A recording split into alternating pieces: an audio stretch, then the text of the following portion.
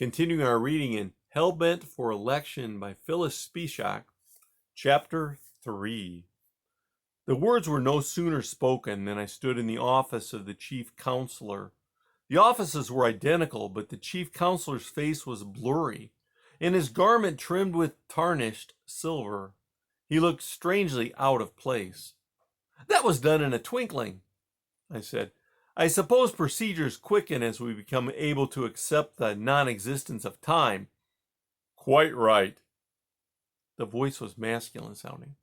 "And do you take these forms simply to be symbolic for our benefits?"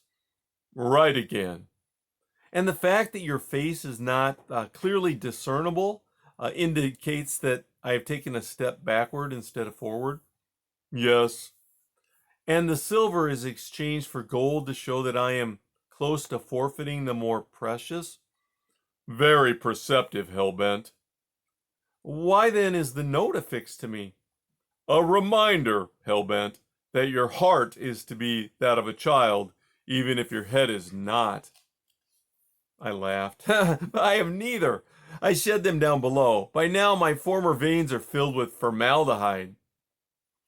"I was speaking of the will to love and of intelligence, Hellbent. I used the heart and head as symbols so that you could understand." I sobered considerably. "I'm sorry," I mumbled. "It appears that you have more tendency to humor now that you are certain of eternity than when you were probing about in the possibility that the grave was the utter end of you. Be seated." "Yes, sir." "Now then," and the note was gone from me and seemed somehow to have gotten on his desk, "we need not go through the great claptrap of getting you to recognize your problem. You have already voiced it. You have no wish to dwell eternally with believers. Are you certain the motivation for this lies not in any grudge against Christianity itself?" I smiled faintly. "You seem to have absorbed a good deal of the Socratic method up here." I thought for a second his eyes became very clear and sharp.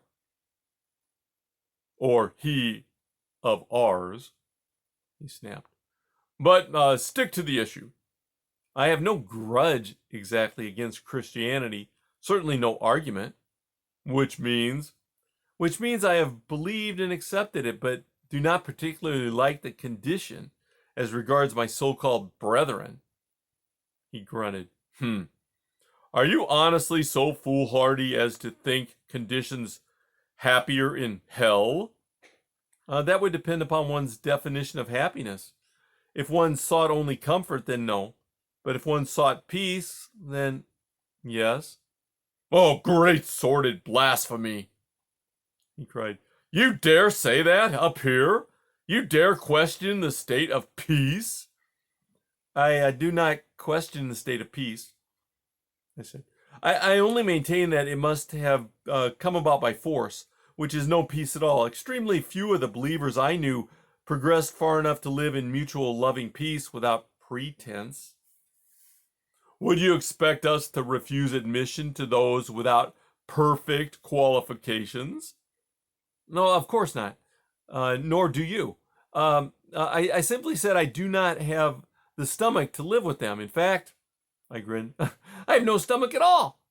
"Stop being asinine, Hellbent. This is more serious than you think. Once condemned to hell, you could not howl and come back up here. And once condemned to hell, you would certainly find no inhabitants with mutual loving peace either." "But, sir," I said, "there is peace where there is no expectation. If you know that all is evil and torture and you expect nothing more, that is a kind of peace. Each glimmering of alleviation would become a ray of happiness. Whereas if you are surrounded by good resulting from repressed evil and underdeveloped loving kindness, the anticipation of sudden thrusts of cruelty would be unbearable, to me at least." "Ugh, you have a low esteem of Christian behavior." "I have a low esteem of believers' behavior." "But you have no doubt of who holds the reins?" "No doubt whatsoever." "And you dare anticipate Sudden thrusts of cruelty from believers up here? You dare suggest repressed evil exists here? His countenance seemed brighter, but somehow more ominous. I felt myself wishing he would say, "Fear not." But still I plunged on as bravely as I could. I seem to recall the sin of pride. I seem to recall that Lucifer was cast down, he roared.